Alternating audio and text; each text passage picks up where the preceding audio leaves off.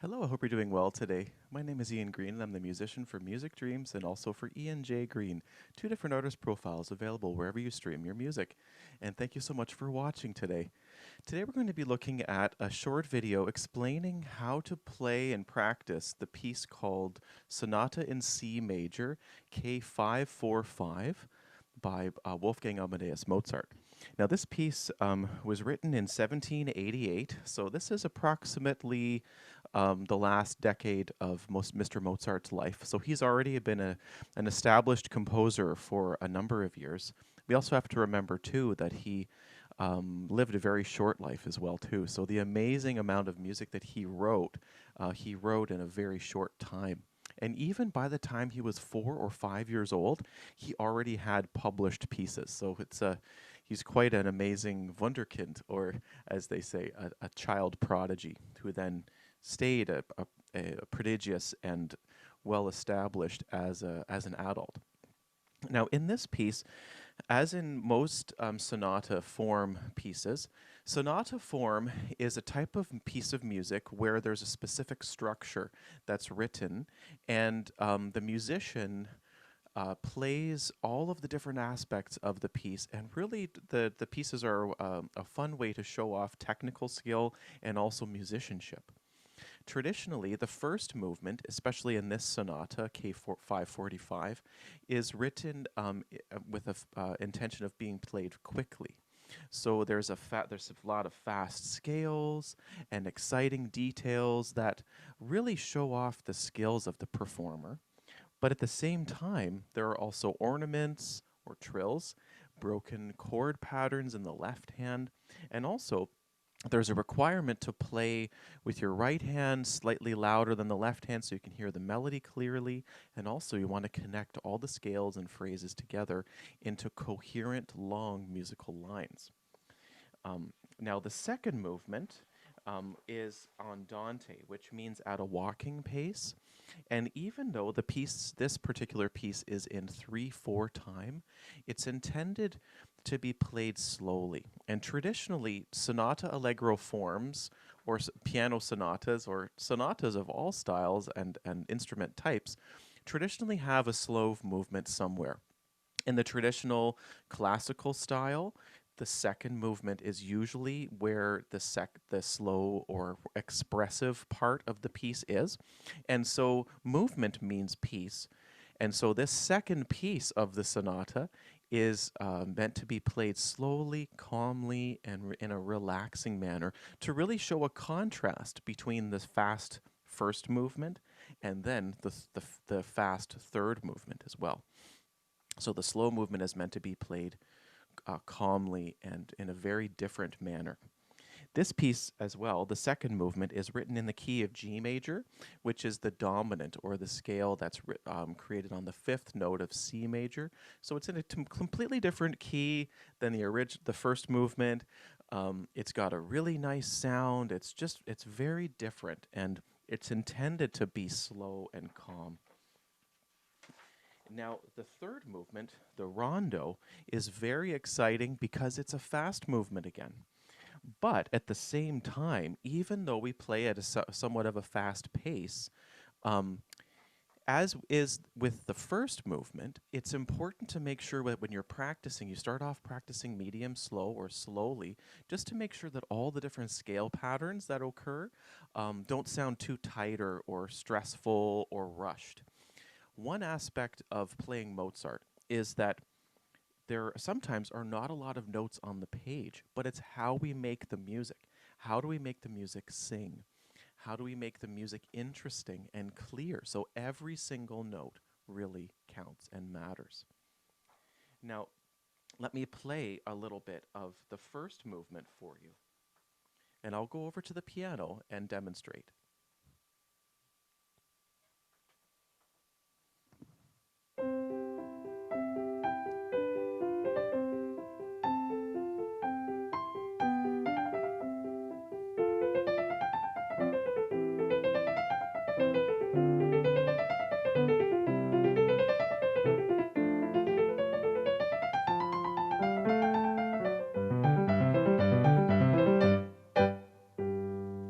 So you can hear that's the first 12 bars. Now, when we get to the second theme,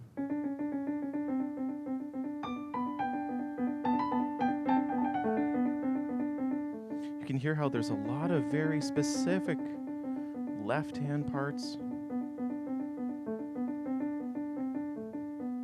So part of that, even though it sounds fast when we play at a faster pace, it's always suggested to play slowly first to make sure that all the notes are smooth.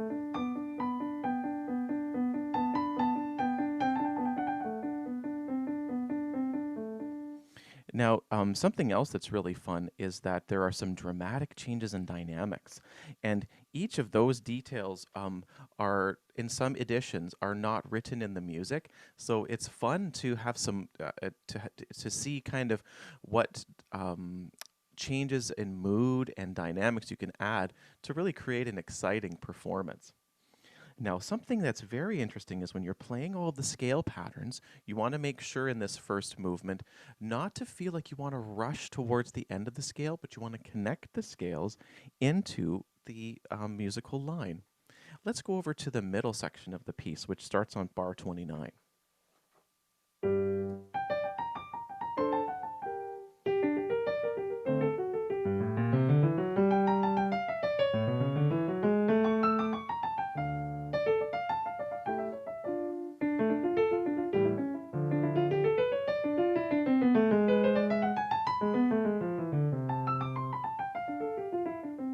So you can hear how there's a trade of ideas.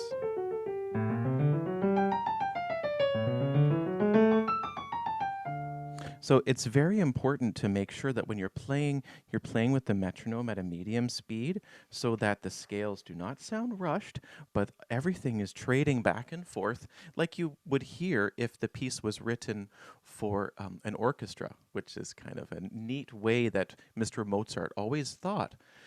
I always think that something interesting with Mozart's music is that a lot of his music either sounds a lot like his operas or a lot like his orchestral music, which means that even though he wrote for piano, I can imagine him thinking about woodwinds or thinking about strings and thinking about the whole orchestra playing together, even when playing on a piano or on a keyboard. So that is something very interesting that really creates a special quality to Mr. Mozart's music.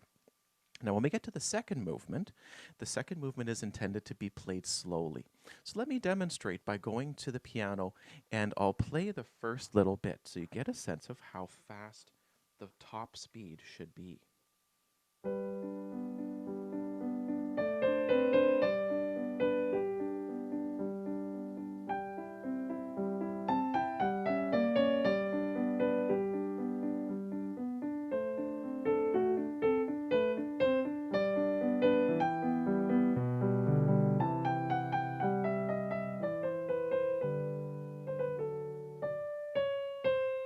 Beautiful long lines.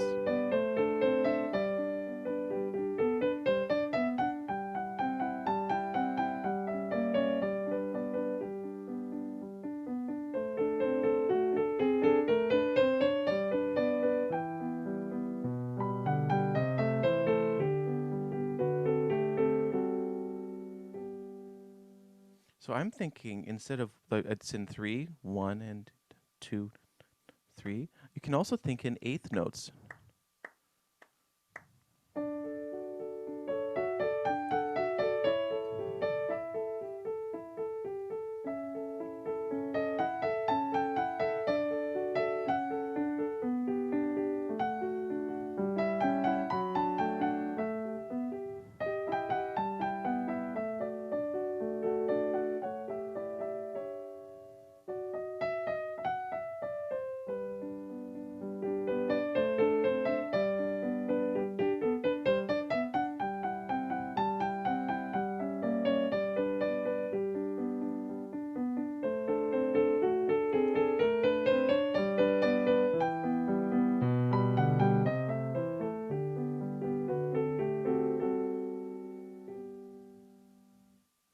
So it's a very beautiful piece, very lyrical, and intended to be played slowly so that you can really get that sense of a change in style. Not really in the sense of change of classical style, but a change of mood. So we have that exciting first movement. The second movement is nice and calm.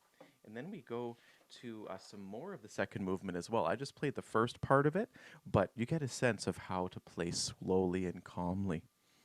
Now, the next movement, the rondo, is meant to be played medium fast, but when you're first learning the piece, it's best to play medium slow because there are so many different scale patterns and some of them are a little bit awkward. Let me play using a practice speed to give you a sense of how to practice. And I would recommend practicing as soon as you feel good hands together at about 80 beats per minute with the eighth note taking the beat up to about 100. That would be a good start. Let's go over to the piano now, and I'll play approximately at that speed.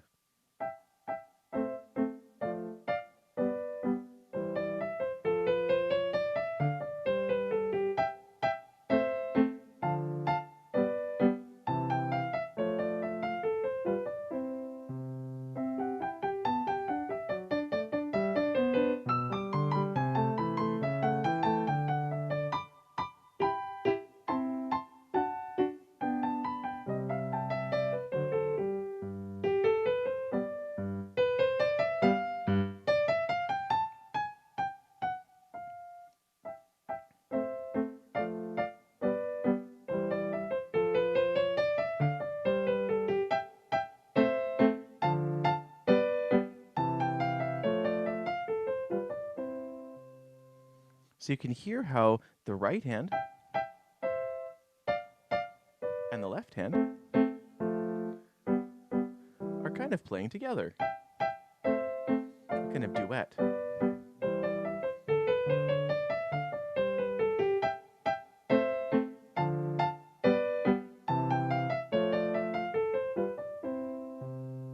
Now, of course, when we see performances of the top speed of the piece is played at a much faster tempo. But the skill when playing fast speeds, especially in classical playing, the important thing is to really master medium speed first so that you feel almost like the medium speed is almost too easy, almost too slow. Because then, as we gradually increase the speed, then all the long musical lines and the scale patterns sound easy as well. They don't sound rushed, they don't sound too fast. So the important thing is to play at a medium speed, even for quite a while, like a few weeks, I would say, even. Sometimes, if we're a faster learner, then of course we can increase the speed gradually. But I would not recommend starting right out of the beginning of the piece when you're first learning it. I would not recommend starting it quickly because you'll likely make some mistakes, or fingering issues might show up, or some of the scales might not sound clean. Something important as well is to use a metronome too. Now, something that's really kind of fun are some of these different patterns where we have 16th note scales. For example, starting in bar, let's see, if we go to bar 20, let's go to bar 29.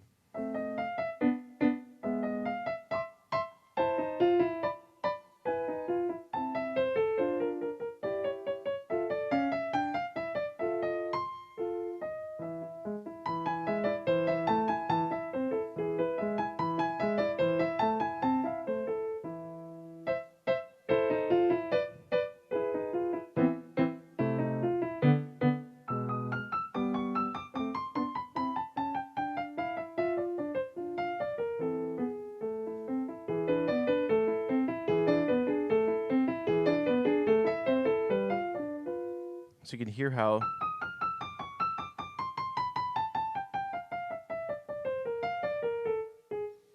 it's all not just one fast scale pattern, but there's a phrase shape.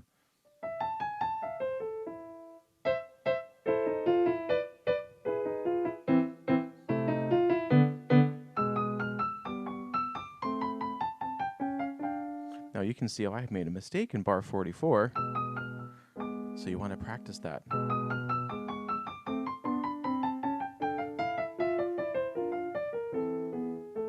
And then I would go back.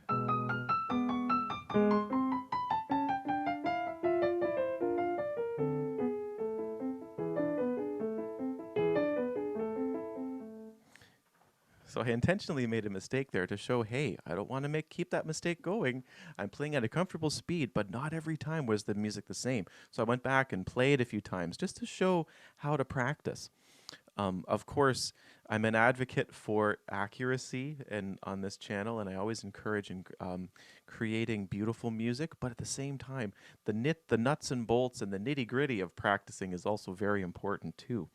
So when you're practicing, I would recommend playing at a medium slow speed just to make sure that all of the accuracy is confirmed. And also, you're having some fun creating the beautiful musical lines of the piece. Now, I look forward to creating another video where I'll play each of the movements. But with this tutorial, the intention here was to show some of the aspects of how the sonata works, how the different movements work, and also some of the tips and tricks to help while you're learning and practicing this beautiful sonata by Mozart. Thank you so much for watching. I look forward to seeing you for another tutorial very soon. And if you have a chance to like and subscribe to this channel, that would be amazing. Helps to grow the channel, to share music with the world. I look forward to seeing you next time. Again, my name is Ian Green. I look forward to seeing you for another video. And until then, keep practicing and making beautiful music. Thank you and take care for now.